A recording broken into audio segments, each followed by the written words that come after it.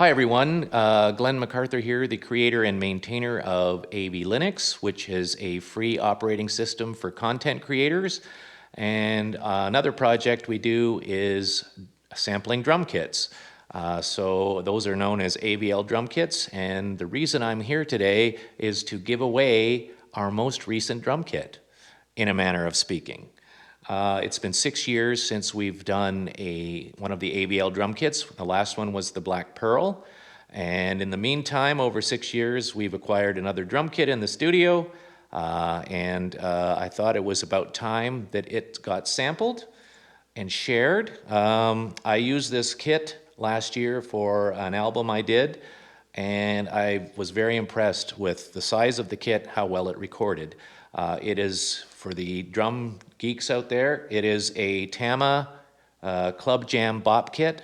Now, a Bop kit just means an undersized, smaller drum kit that's basically lighter, smaller, easier to transport.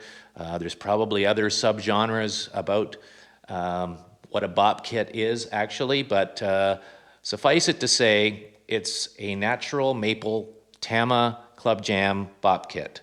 I'll just go through basically quickly what the kit pieces are and their sizes for people who may be interested. And we're going to get through the whole video here. There's going to be quite a bit of information, but hopefully it's going to be of interest to people. So we have a Zildjian K-Series hi-hat, set of hi-hats here. The kit itself comes with a maple shell 13-inch snare drum.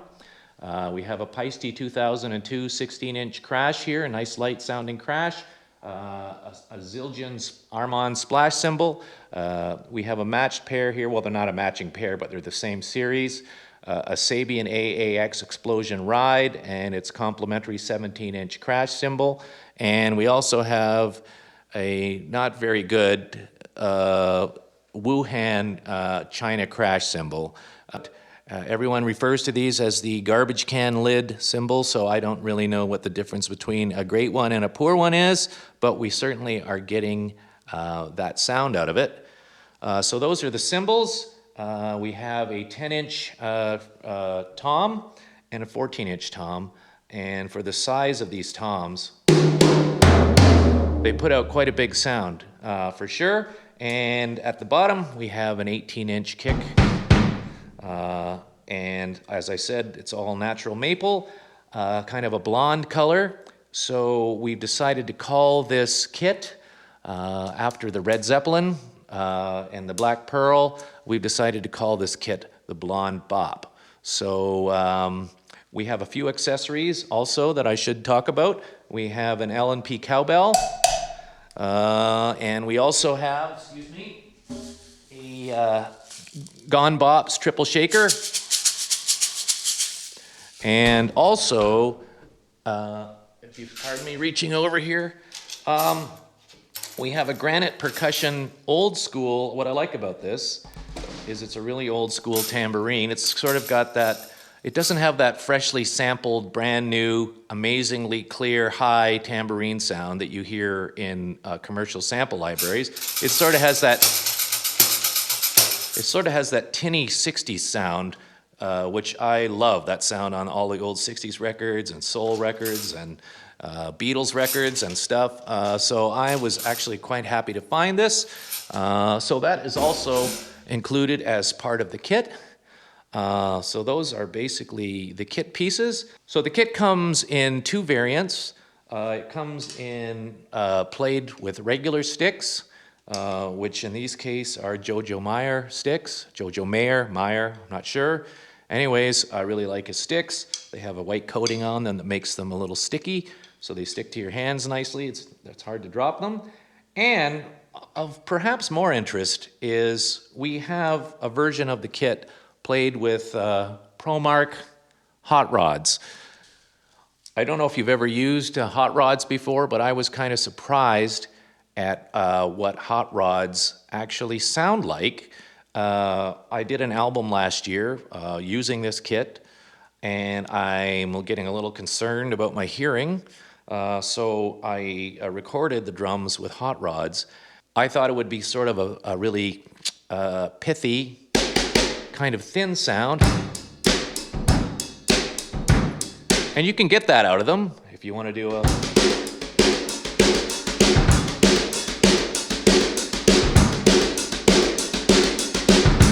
You can get that thin sort of sound out of them. But what really blew my mind is when you play them, you naturally gravitate towards actually hitting across the head and the shell of the drum, and you get a...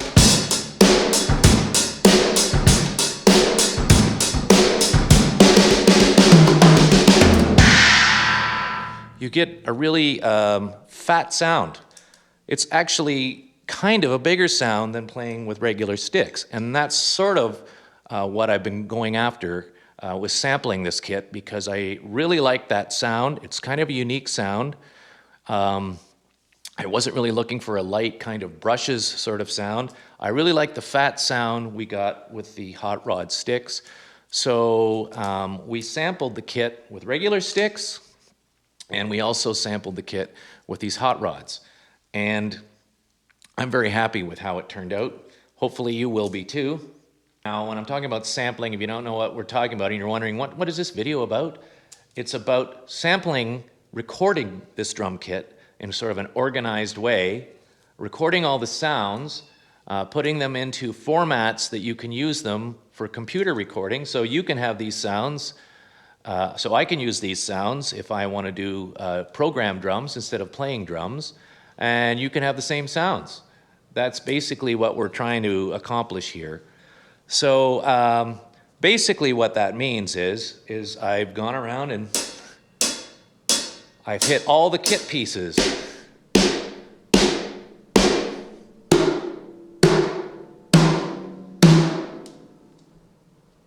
And I've hit them a lot of times, probably 20, 25 times.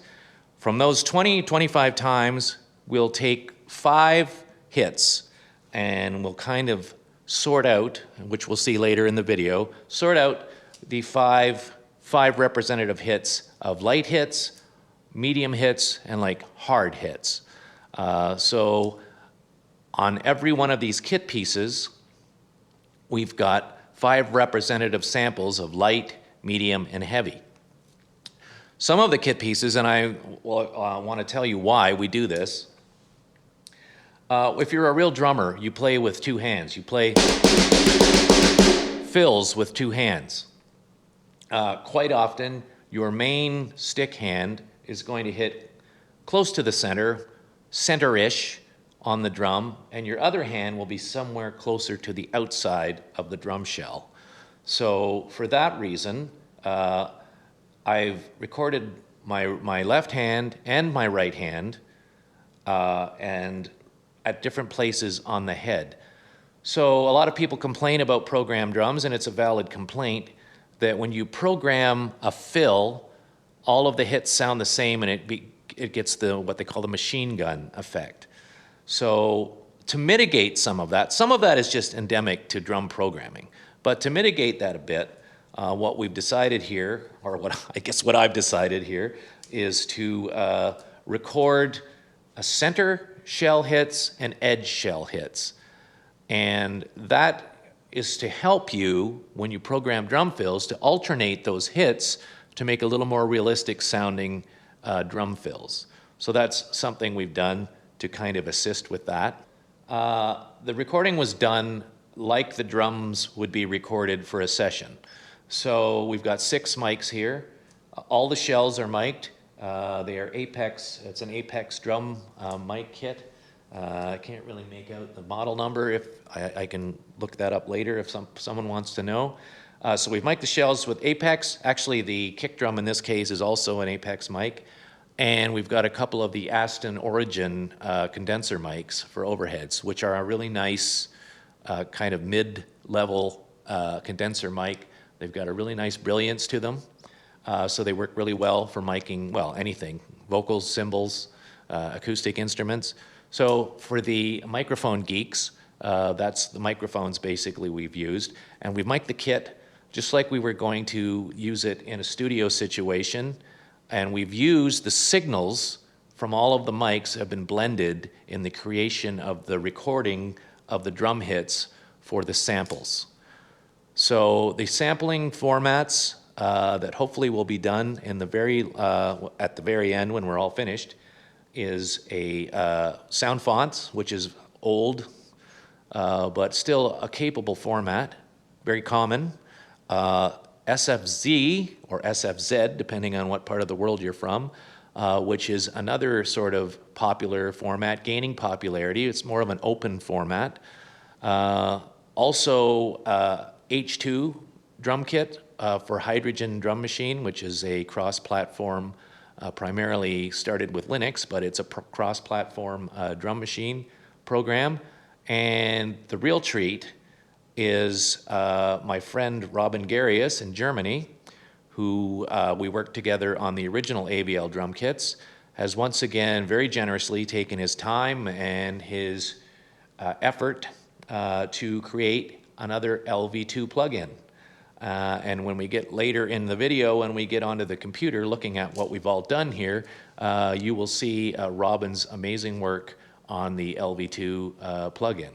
So basically, in a nutshell, this is sort of the outside the computer part of the video, kind of explaining a little bit about the Blonde Bop and how it came to be. And I will say, a little teaser here, once the Blonde Bop is released and things are going well, we are also, I am also, and Robin will help me, so we in that regard, are going to sample all of the hand percussion stuff. I don't know if it's, you can see it in the camera shot here. So that will be bongos and congas, a cajon, also, again, some shakers and tambourine, basically making a really handy, nice little kind of hand percussion kit, which will be called Give Me a Hand. So it's coming. I got a lot of work to do on it yet. I have to record the samples, but hopefully that's where we're going to get with that. And hopefully I've covered everything on this side of the recording. And thank you for listening this long. So stick around for the rest of the video. I think you're going to like what I've come up with and what Robin has assembled together for you. And hey, I'm giving away a free drum kit. What could be better than that? Okay, I'll see you in the screencast in a few minutes. Take care.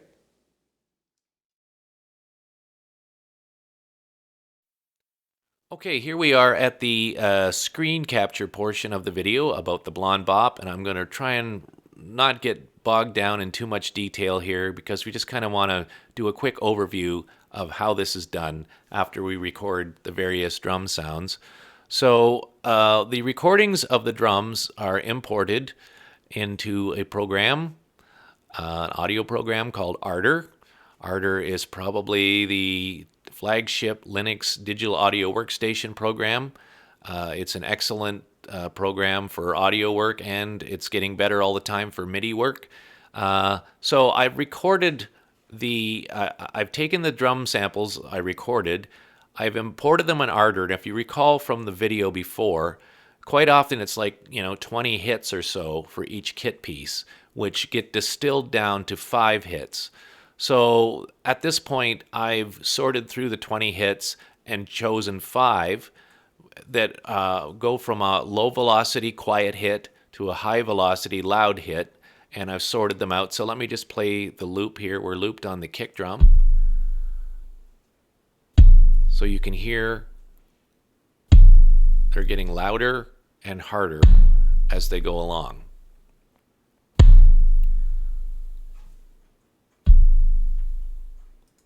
So without going into too much detail, those are the hits. They have been sorted out. I've sort of curated them down to the best collection for the sounds they have. Now, it's not always if they're the perfect step in volume. Sometimes one hit will have a little bit of a different character than the other hit, and all of these things help things sound more realistic at the end. So when I'm finished with those, and you can see I've grouped them all here, the snare drum, like all of the different hits are all grouped here, ready to be exported, and I export them one at a time. not each hit one at a time, but each kit piece gets exported out of Ardour. Okay, so here we're at one of the folders where we've exported the sounds out of Ardour, and this is the kick drum folder. And so if I hover over this,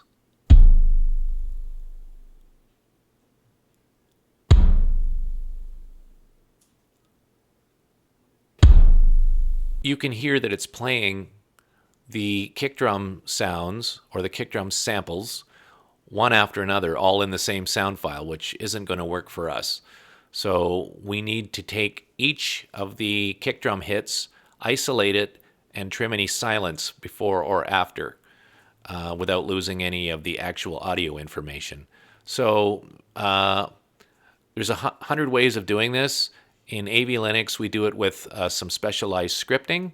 So if I right-click on here and go Open With, there's a utility to split wave files. So I'm going to run it, and it's going to take a second there to do its thing. And then we'll see that it has split the single file with the 5 hits one after another into individual hits.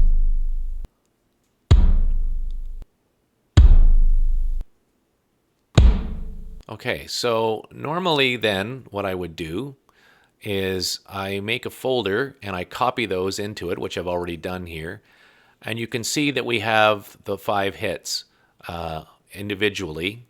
Now, just to be safe, I usually run a separate and a little bit more fine-tuned trim script. So this script will just go over them all again and make sure that there are no silences that got missed. Just a little more tighter, fine-tooth comb way of doing it, just to be safe. And then because they've been exported from Ardour as stereo samples, they need to be mono samples to use. So I have a separate folder here where I run, actually let's go back here, sorry, go back, and I can run yet another script. So that would be Open With, and that's stereo to mono. So I select that one, and it's going to run on them. And once it's done, let's change the view here so you can actually see in list mode. So the samples that have been converted to mono have that mono appended to the file name, so you know that they've been done. So that's kind of the nuts and bolts of how the drum recordings get whittled down to individual samples.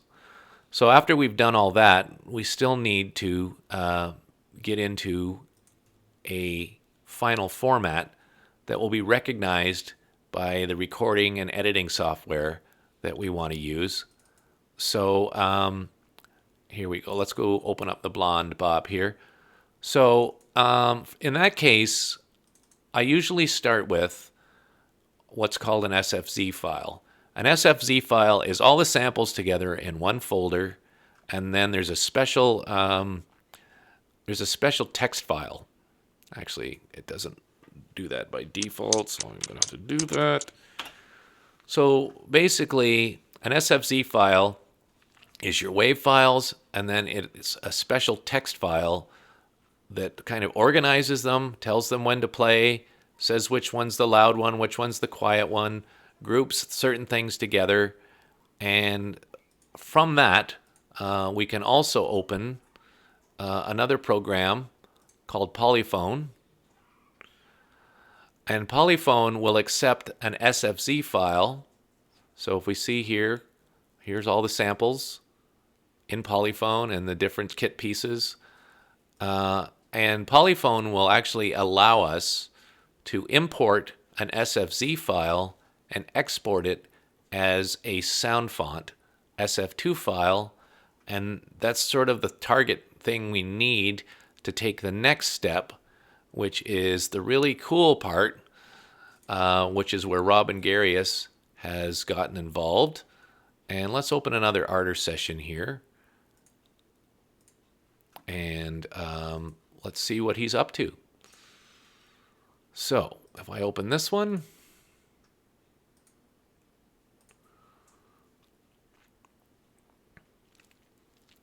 okay, so that is the mixer window. Let's go back to the editor window. Okay, so here is an Arter session with a MIDI track.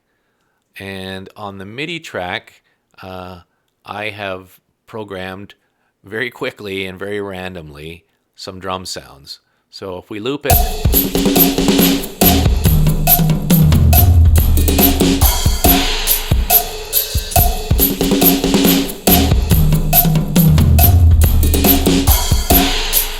so that's not really what you would want to use for a normal beat for a song, but what I really wanted to do was kind of program up something very quickly that sort of played every piece of the drum kit, or most pieces of the drum kit. And I also wanted to do a quick demo that you don't have to really labor over making drum fills sound realistic. It's really not all that difficult.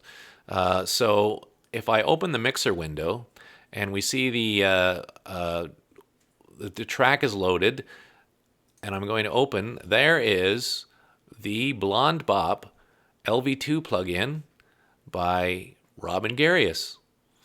And so he has taken all of my samples and some pictures I've sent him of the drum kit, and he has mapped everything.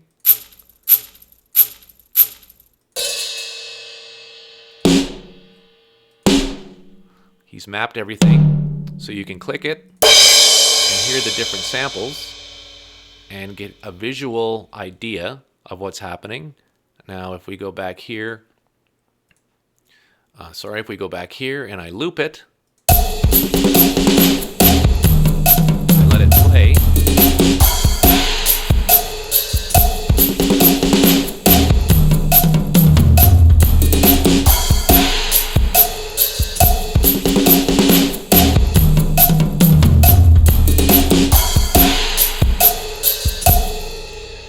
you can see and hear all of the different kit pieces as they're being played. And because this is the multiple output version, there's two versions, a stereo version and a multiple out version. And for all this information, I did a video several years ago of the when we first came out with the Red Zeppelin one. And it basically explains in much more detail what I'm talking about right now. But you can see the plug-in, you load it into a channel, you do your MIDI programming, and then it plays back your MIDI program graphically, visually.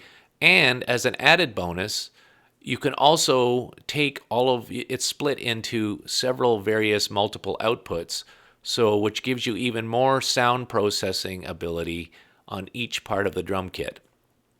And the drum kit is basically broken into the kick drum, it's broken into the snare drum, the hi-hats, the other two shells, and then the cymbals and percussion. So you can manipulate all of those sounds individually as audio from the MIDI plugin. And like I said, to get a much more in-depth explanation, watch my other video about the introduction of the LV2 plugin. But essentially, I just wanted to share the release of the new one, the Blonde Bop, both in a regular edition and a hot rod edition.